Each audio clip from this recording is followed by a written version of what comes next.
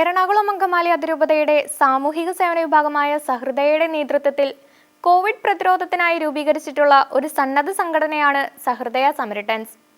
നിരവധി ജീവകാരുണ്യ പ്രവർത്തനങ്ങളാണ് സഹൃദയാസമരിറ്റൻസിന്റെ നേതൃത്വത്തിൽ നടപ്പിലാക്കി വരുന്നത്. കഴിഞ്ഞ ലോക്ക്ഡൗൺ കാലത്താണ് അതിരൂപതയിൽ സഹൃദയാസമരിറ്റൻസിന് രൂപം നൽകിയത്. ഈ കോവിഡ് കാലത്ത് കഷ്ടത അനുഭവിക്കുന്നവർക്ക് കൈത്താങ്ങാവുക എന്നതാണ് സഹൃദയാസമരിറ്റൻസിന്റെ ലക്ഷ്യം. കോവിഡ് വാക്സിനേഷൻ കേരളത്തിലെ പല ആശുപത്രികളിലെയും രക്തബാങ്കുകളിൽ ആവശ്യത്തിന് രക്തം ലഭിക്കാത്ത അവസ്ഥയുണ്ടാക്കുന്നുണ്ട്. ഇത് പരിഹരിക്കുന്നതിനായി സഹൃദയാസമരിറ്റൻസിൻ്റെ നേതൃത്വത്തിൽ ഒരു ബ്ലഡ് ഡൊണേഷൻ ഫോറം ആരംഭിച്ചിട്ടുണ്ട്.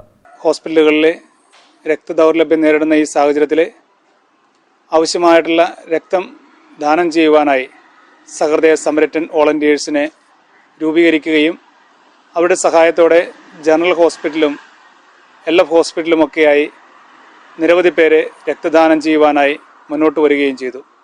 ഇതിലൂടെ രക്തത്തിന് ദൗർലഭ്യം നേരിടുന്ന ഈ സാഹചര്യത്തിൽ ജനങ്ങളെ സഹായിക്കുവാനായി, ആശുപത്രികളെ സഹായിക്കുവാനായി സഹൃദയയ്ക്ക് സാധിച്ചു.